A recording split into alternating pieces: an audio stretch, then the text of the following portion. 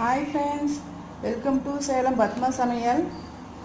நம்ம சேனலை சப்ஸ்கிரைப் பண்ணாதவங்க உடனே பண்ணிக்கோங்க. பக்கத்தில் இருக்கிற பெல் பட்டனையும் பக்கத்தில் அழுத்திக்கோங்க.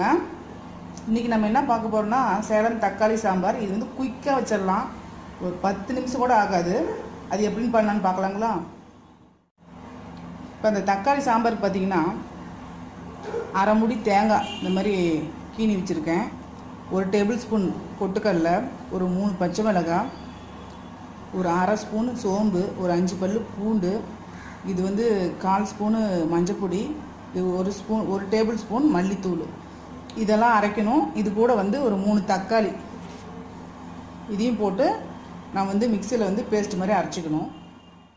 இப்போ தாளிக்கிறதுக்கு சோம்பு ஒரு 1/4 ஸ்பூனு, 2 பட்டை, 3 லவங்கம், பெரிய வெங்காயம் நல்லா பெருசாக 1 நீல வாக்கில் கட் பண்ணி வச்சுருக்கேன், 2 பச்சை மிளகாய், கருவேப்பிலை கொஞ்சம். பாருங்க, நான் ஒரு மிக்ஸி ஜார் எடுத்திருக்கேன். இதில் ஃபஸ்ட்டு தேங்காய் போட்டுக்கிறேன்.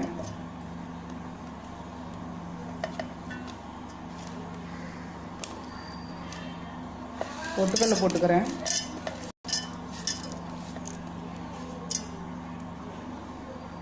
சோம்பு, பூண்டு பல்லு, மஞ்சப்பொடி, மல்லிப்பொடி போட்டுக்கலாம்.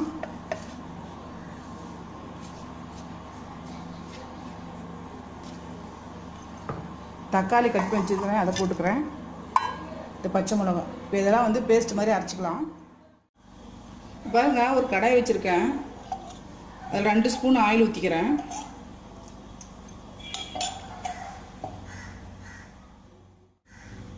இப்போ எண்ணெய் ஹீட் ஆயிடுச்சு.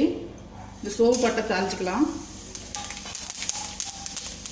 வெங்காயத்தை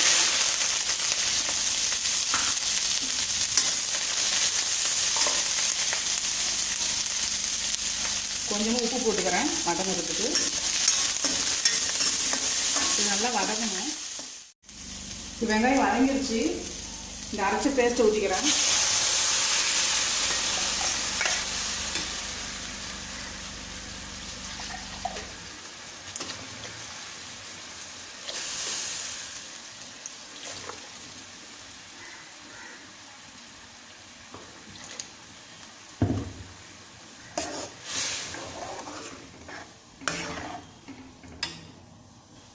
ஒரு கிளாஸ் தண்ணி ஊற்றிருக்கேன்.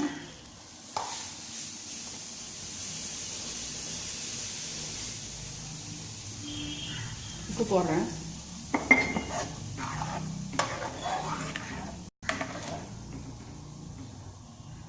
ஒரு 10 நிமிஷம் நல்லா கொதிக்கணுங்க ஹை ஃப்ளேமில்.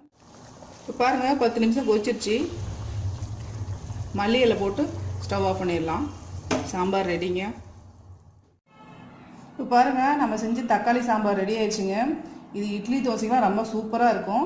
இது பிடிச்சிருந்தா மறக்காமல் லைக் பண்ணுங்கள், ஷேர் பண்ணுங்கள், கமெண்ட் பண்ணுங்கள்.